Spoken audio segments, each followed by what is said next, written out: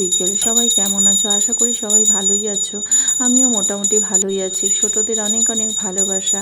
কি খাবার দিচ্ছিস রে? আজকে ছাতু, চিড়া, খই, গুড়, দুধ। আচ্ছা আচ্ছা, আজকে এগুলো সকালে খাওয়া হবে। সকালের এগুলো।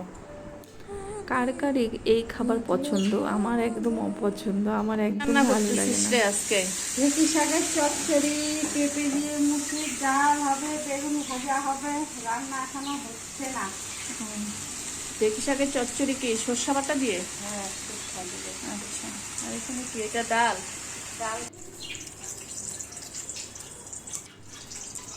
আমাদের আজকে একদম সিম্পল খাওয়া, ভালোই হয়েছে। আর এই দেখো, তিসিটাকে পেস্ট করে এইভাবে দিদি বাটা করেছিল, তারপরে ফোড়ন দিয়ে ওটাকে ভাজা ভাজা করেছিল। ভালো লেগেছিল খেতে মোটামুটি। এটা কি বাটা আর খাচ্ছ? আমার হিরো তো জানে না। বলো দেখি, এটা কি বাটা? জানো না? এটা তিসি বাটা। তিসিটাকে দিদি এইভাবে বাটা করছে।